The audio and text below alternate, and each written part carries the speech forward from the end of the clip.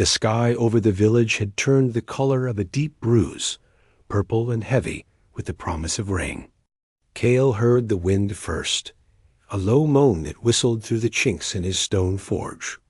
It was time to shut the heavy wooden doors for the night. His muscles ached, a good ache from a day of honest work fixing a plowshare for old man Burnt, shoeing the cart horse for the miller's wife.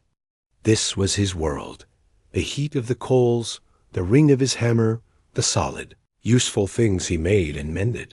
He was banking the fire, the orange light fading to a soft red glow when the sound came. Not the wind this time, but a slow, heavy crunch of footsteps on the gravel path outside, uneven and dragging. Then the silhouette filled his doorway, blotting out the last gray light of evening. The man was a warrior. That much was clear, even bent over as he was. He wore the thick, fur-trimmed leathers of the Highland tribe, from the mountains' 3 days' hard ride to the north. His face was streaked with dirt and a tiredness that went deeper than bone. But it was his hands that caught Cale's eye. They cradled something with a desperate, fragile care, like a mother holding a newborn. It was a spear. Or rather, it was 2 pieces of what had once been a magnificent spear. The break was clean, right below the deadly-looking steel head. The wooden shaft was carved with interlocking ancient runes, the kind Cale's own grandfather had muttered stories about. Now those runes were split, their story interrupted. The warrior didn't speak at first. His eyes, a fierce blue, even in his exhaustion, scanned the simple forge, the tools on the walls. Finally settling on Cale, the blacksmith saw the man's pride warring with a despair, so sharp it was almost a physical thing in the smoky air. "Can you?" The warrior began, his voice rough. He cleared his throat and tried again. "They said you were the one who fixes things." He held out the broken pieces, not pushing them forward, just offering them up for judgment. "My clan's spear. 3 generations it has seen. And I failed it." Cale took the pieces. The metal of the head was fine, the edge still sharp. The runes on the wood felt alive under his calloused thumb. This was no ordinary weapon. It was history. It was honor. "A bad break," Cale said quietly, turning the pieces in the fading light. "But the grain of the wood is still true here. The steel is good. It can be made whole again." A flicker of painful hope lit the warrior's face, then died. His shoulders slumped. "I have nothing to give you," he said, the words tasting bitter. "Bandits on the high pass. They took my pack, my coin, even my spare blade. I fought them off, but this—" He gestured to the spear. "This was the price. I come to you with empty hands and a broken duty." The wind picked up, howling at the door. The first fat drops of rain began to spatter on the hard-packed earth outside. Cale looked from the broken spear in his hands to the man shivering in his doorway. He saw no failed warrior. He saw a man who had fought to protect his charge until the very last moment. He saw a tool, a beautiful, honorable tool that had done its job and now needed care. Cale made his decision. He nodded towards the fire. "Come in out of the wet. You're standing in my light." The warrior, whose name was Torvin, stumbled in. Cale dragged a stool over for him near the warmth, then walked to his workbench. He did not reach for the big, rough hammers. Instead, he selected his finer tools: a small, precise hammer, his best punches, a slender file. He stirred the coals back to a gentle, focused heat, enough to work the metal, not destroy it. He started with the wood. The break had to be perfectly aligned. He carved a hidden joint, a sleeve of hardened oak within the shaft, so the mend would be stronger than the original. Each tap of his small hammer was a careful conversation with the grain. He matched the runes on either side of the break, using a punch so fine it was like a needle. He didn't just copy them. He felt their flow, their purpose, and let his tool continue their story across the scar. Then the metal. He heated the socket of the spearhead until it glowed a soft cherry red. He didn't just slap it onto the new joint. He worked the hot steel, folding and shaping it so it would grip the wood with a bond that would never fail. He quenched it not with a dramatic hiss, but in a slow, steady bath of oil, tempering the steel to a flexibility that would bend before it would snap again. The rain fell in sheets outside. Torvin watched, silent, as the blacksmith's hands moved with a rhythm that was like a heartbeat. There was no showmanship, no grand gestures, just patience, applied with immense skill. The night deepened. The only sounds were the patter of rain, the sigh of the bellows, and the steady tap-tap-tap of Cale's hammer, a sound that began to feel like mending itself. As the first gray light of dawn bled through the smoke hole, Cale was finishing. He rubbed a special oil, his own mixture of linseed and pine resin, into the wood, making the runes dark and clear against the honey-colored grain. The seam of the mend was visible, yes, but it was not an ugly scar. It was a graceful line, a testament to what had happened. He handed the spear back to Torvin. The warrior stood, his exhaustion forgotten. He took the spear. He felt its balance perfect. He ran his fingers over the mended runes, now flowing unbroken from tip to butt. He tested the joint with all his strength, but it held firm, a single solid piece once more. His breath caught in his throat. He looked at Cale, his eyes shining. "I have no gold, no silver. I swear to you, on my life and the honor of my clan, I will return with payment. Whatever you ask." Cale shook his head.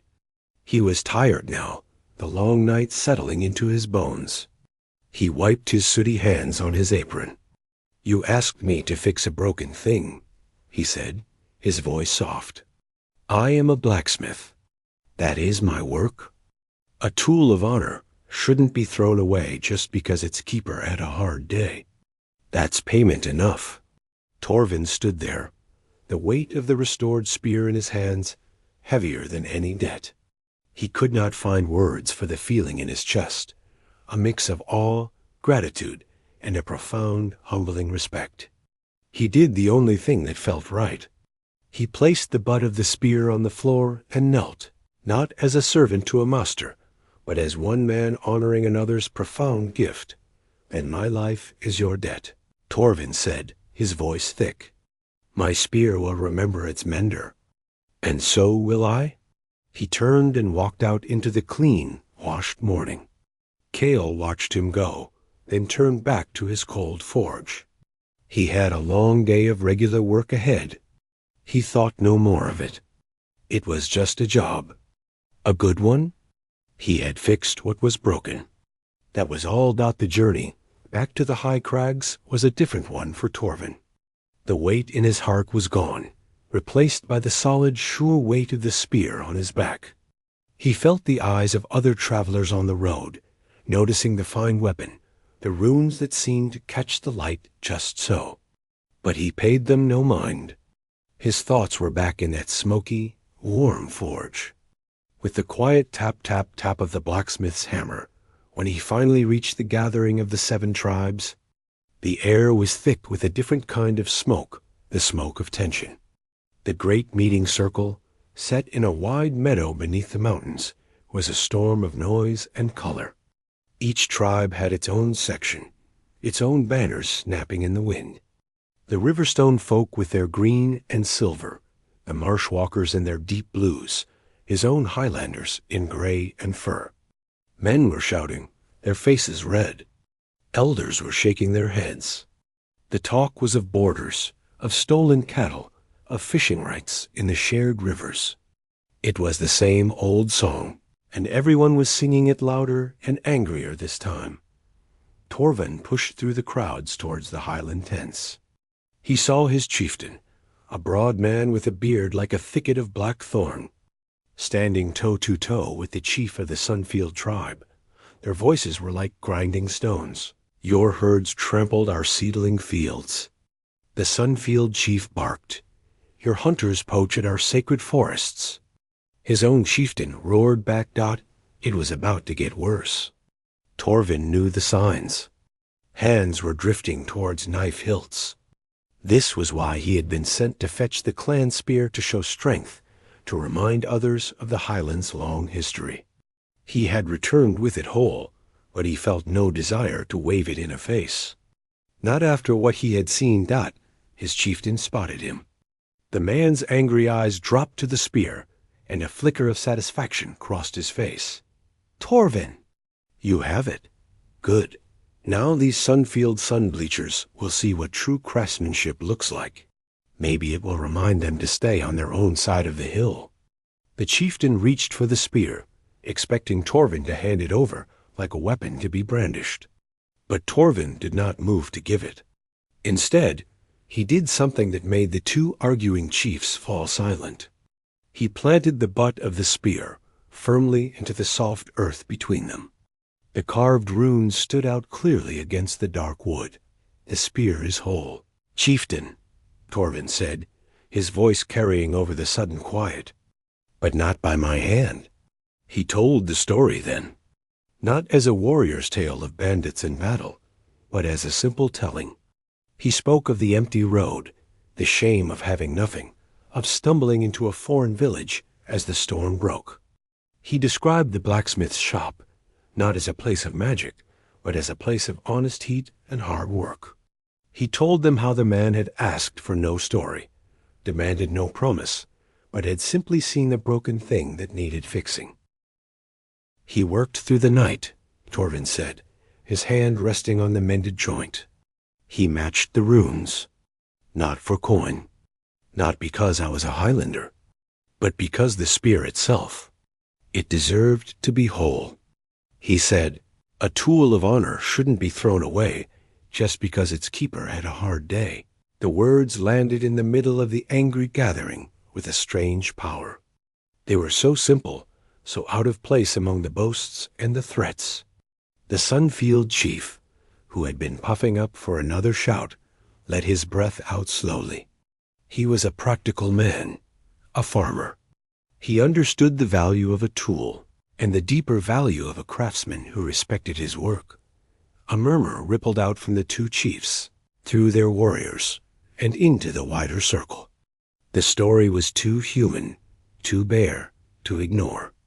It was about help given freely, across tribal lines, with no thought of gain. Then, an old, cracked voice cut through the murmur. Let me see that. It was the elder from the Stone Song tribe. They were the keepers of history, the rememberers of the old ways. He was so old his back was bent like a bow, and he used a staff carved with every tribe's symbol to walk. People made way for him. His milky eyes were not on the chiefs, but fixed on the spear Torvin held.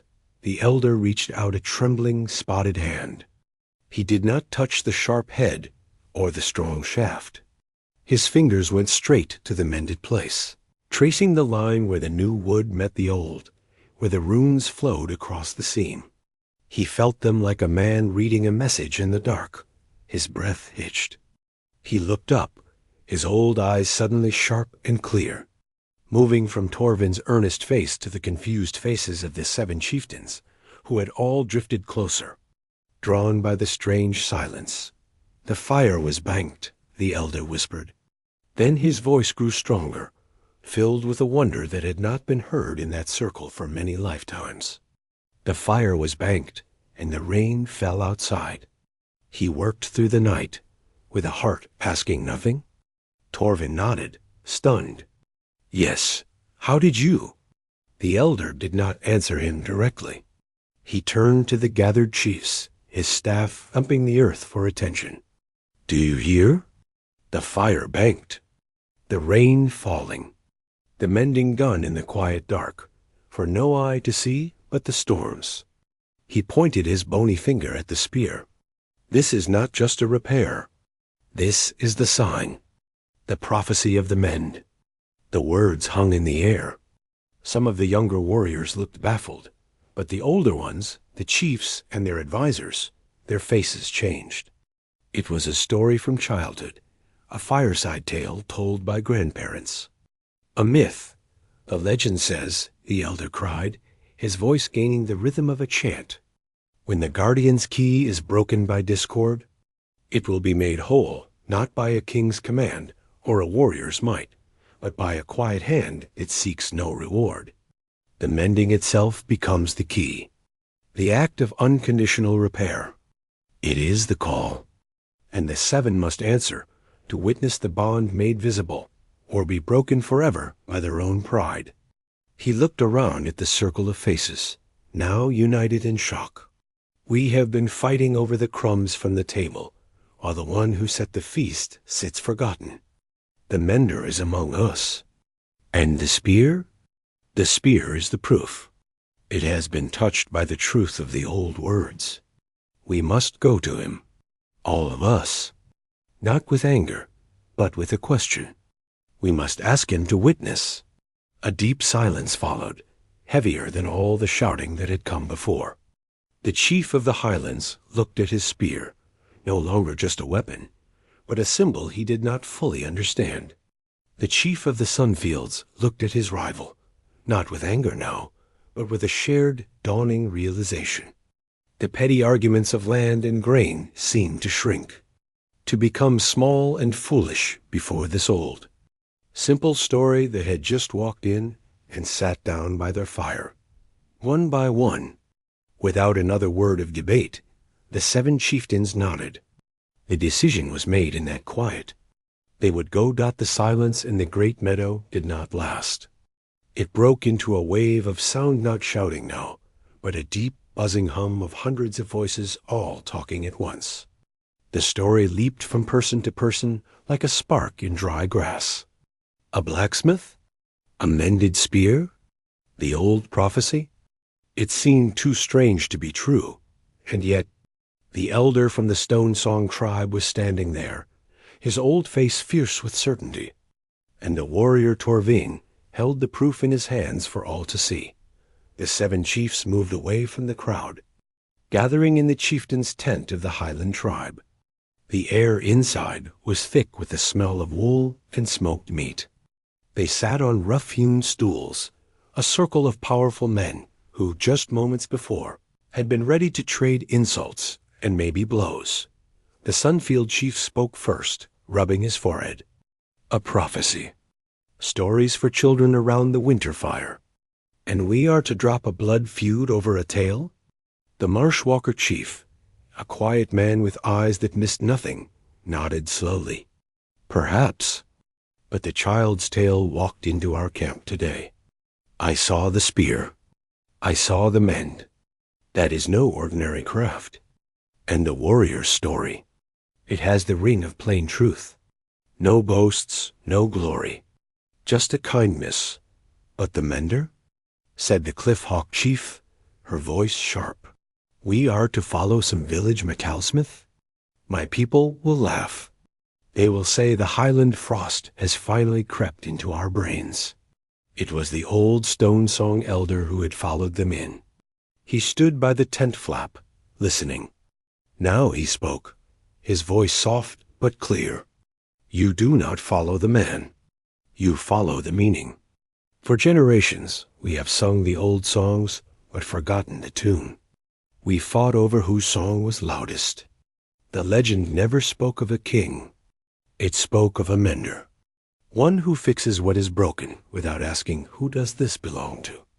Or, what will I get? He looked at each of them. When was the last time any of us acted without asking those questions?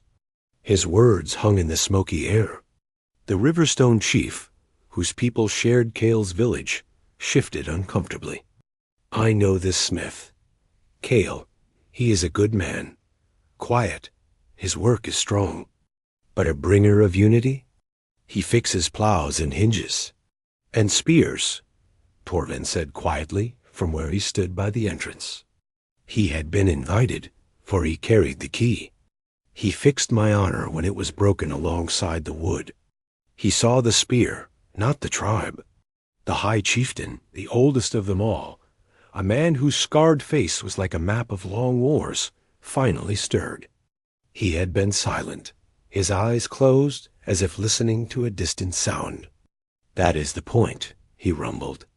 He saw the thing itself, not its use for him, not its owner, just its brokenness and the rightness of making it whole.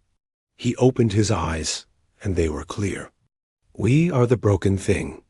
All 7 of us, snapped by our own pride. Can we be made whole again? I do not know. But the legend says the act of mending shows the way. So we must go and see this act for ourselves. We must look at the man who did it. A practical problem arose. The Cliffhawk chief raised a hand. How do we go and see?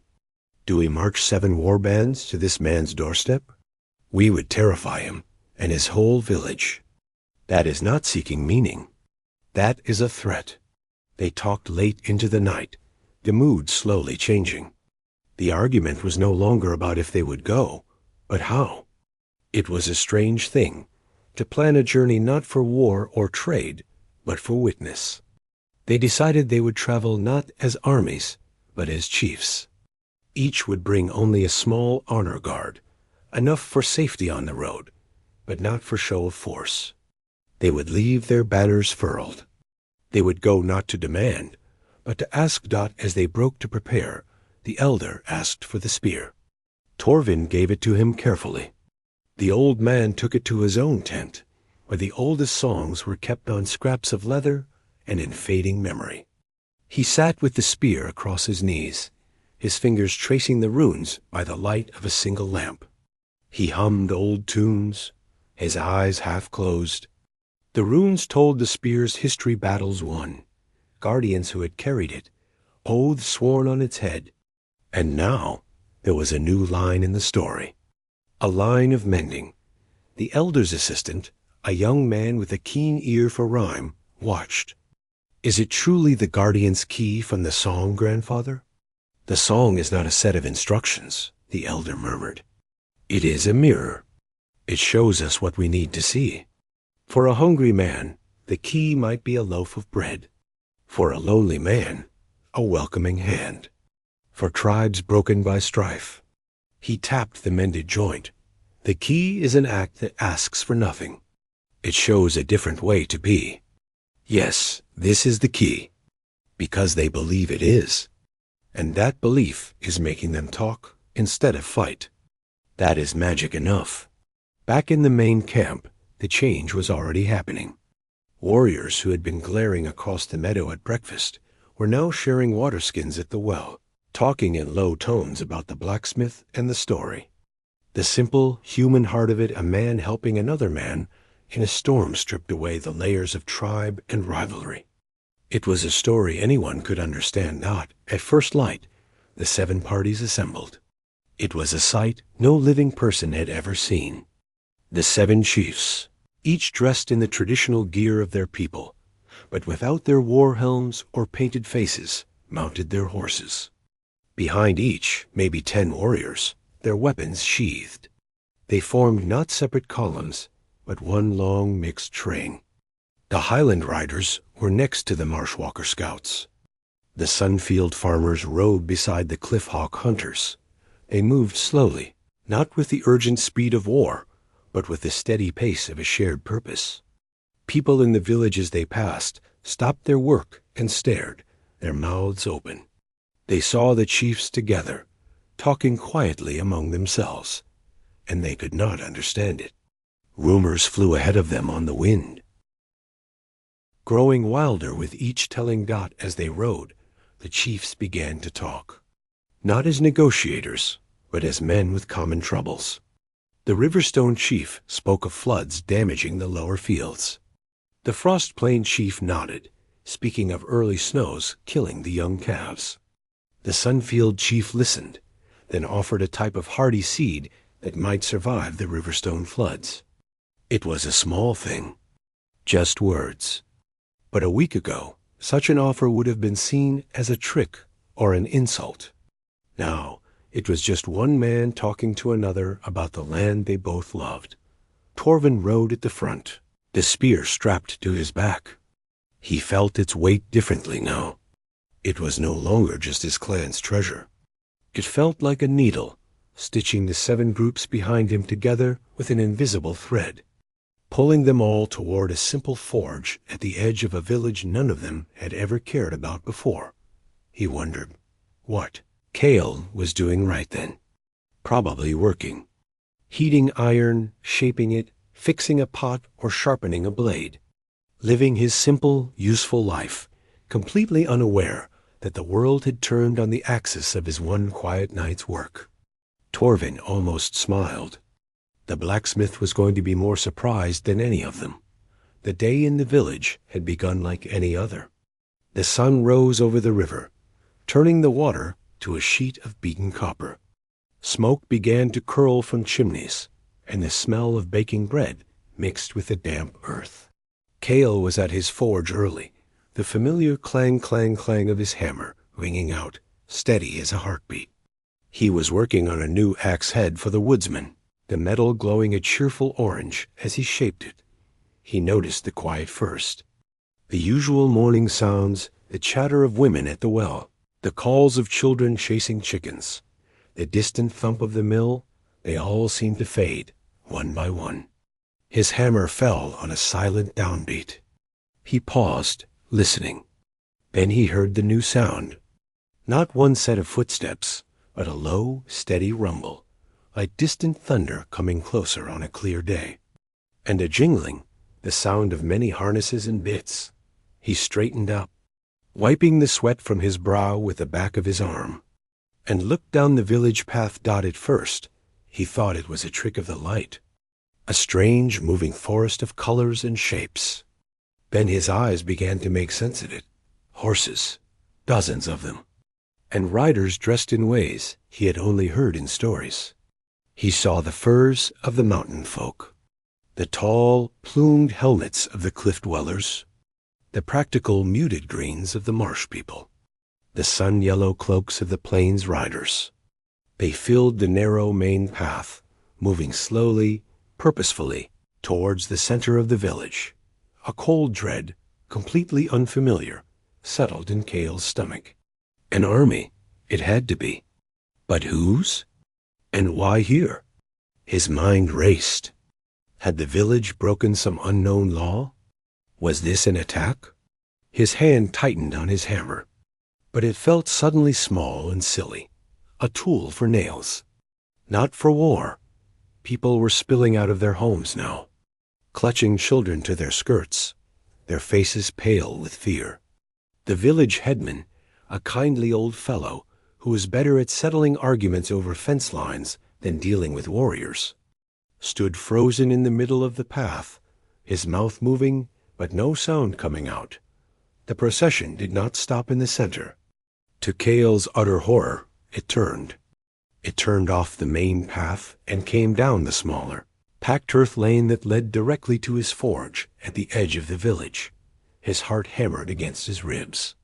He saw his neighbor, the potter, peek from behind his shed and then duck back, eyes wide. The riders came to a halt in the wide, dusty space before his shop. The thunder of hooves ceased, leaving a silence so deep Cale could hear the crackle of his own forge fire. Then the riders dismounted.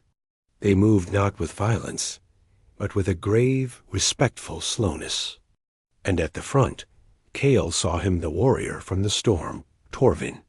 He looked different now, standing straight, his face clean and serious. He gave Cale the smallest nod, but there was no smile. This was not a social call. From among the riders, 7 figures stepped forward. They were older, their faces lined with wind and sun and decision. They wore marks of leadership, a carved bone necklace here, a heavy silver arm ring there, a cloak pinned with a brooch of rare stone. Each was different, but each carried the same heavy weight of authority. The one in the center, the oldest, with a face like worn leather and eyes that seemed to see everything at once, took one more step forward. He was the High Chieftain. Cale had never seen him, but he knew. Everyone knew of him. The blacksmith stood in his sooty leather apron, a hot piece of metal forgotten in his tongs, feeling more exposed than if he were standing there in his underclothes. He wanted to bow, to run, to say something, but his tongue was stuck to the roof of his mouth. The High Chieftain's voice, when it came, was not a shout. It was low, and it carried in the quiet without any effort. "Blacksmith Cale?" Cale managed a stiff nod. "Sir?" The word came out as a dry croak. "You do not know us," the chieftain said, his gaze sweeping over the 7 leaders beside him. "But we have heard of you. We have heard a story. A story of a night of storm, a broken spear, and a mender who worked until dawn." Cale's eyes flicked to Torvin, then back. He swallowed. I just fixed it. It was a good piece of work. It seemed a shame to let it be wasted. He couldn't understand why this simple act had brought an army to his door. "Just fixed it?" the chieftain repeated softly, as if tasting the words. He glanced at the others, and Cale saw something pass between them, a look of shared understanding. "You asked for no payment. You sought no favor. You saw a thing that was broken, and you made it whole, asking nothing in return." Cale shifted his weight, the gravel crunching under his boot. That's the work, sir. You don't ask a cracked pot if it can pay you before you glaze it. You just fix it, or you don't." A murmur, almost like a soft sigh, went through the gathered chiefs and their warriors. The words, so plain and true from this soot-smudged man, struck them with a force that grand speeches never could. The High Chieftain's stern face did not smile, but something in it softened, like ice beginning to thaw at the edges. "Blacksmith, your simple work is echoed in places you cannot imagine. That spear was more than wood and metal. It was a symbol. And your act of mending it? It has been seen as a sign. An old sign from a legend most of us had forgotten." Cale felt utterly lost. "A legend, me? No, you've got the wrong man. I'm just a smith." "Perhaps," said another chief, "a woman with sharp eyes and hair like gray frost. Or perhaps the legend was waiting for a man who would not call himself a legend. We are not here to crown you King Blacksmith. We are not here to give you gifts. We are here to ask." "Ask?" Cale whispered that the High Chieftain nodded. "The legend speaks of a witness. The one who mends must witness the binding. We have been broken, Blacksmith. Our tribes have been snapped apart by old Angers, like that spear was snapped.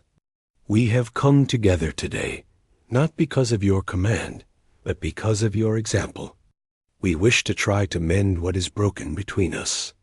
And we ask you, the mender, to come with us, to see it, to witness the oath we will swear to each other.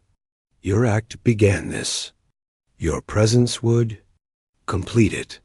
Cale looked around. He saw the faces of the 7 most powerful people in the land, watching him not with demand, but with a hopeful, almost nervous question. He saw the faces of his own villagers, peering from behind shutters and doors, their fear slowly turning to bewildered awe. He saw Torvin, standing tall, pride shining in his eyes not for himself, but for the man who had shown him kindness. He thought of the quiet logic of his forge. You see what is broken. You apply heat and patience and skill. You make it whole. It was not magic. It was just work. But if his simple work could make these great chiefs talk instead of fight, well, wasn't that the best kind of repair? He let out a long, slow breath. He set his tongs and the cooling axe head down on the anvil. He untied his heavy leather apron and hung it on its peg. He was just a man in a simple tunic and trousers, covered in the dust of the road and the soot of his trade. "All right," he said, his voice finding its strength again. It was just one word, but it was enough. A ripple of relief passed through the 7 chiefs. The High Chieftain gave a single solemn nod of thanks. They turned and moved back to their horses, making a space for him. Cale, the blacksmith, walked forward from the doorway of his shop, leaving the heat of his forge behind, and stepped into the cool, uncertain light of a changed world. The journey to the Standing Stones was a silent one. Cale walked on foot, a simple figure amidst the mounted chiefs and their guards. No one offered him a horse, and he did not ask for one. It felt right to walk. He was not a lord to be carried. He was a witness going to see a thing through. People lined the path all the way to the sacred circle. Word had flown ahead, faster than any rider. They came from farmsteads and lone huts, from nearby villages, their faces filled with a wonder that bordered on fear. They saw the 7 chiefs riding together, a sight to make old men weep and children stare. And they saw the man at the center of it all, the blacksmith from Riverstone, walking with his head up, looking at the world with his clear, quiet eyes.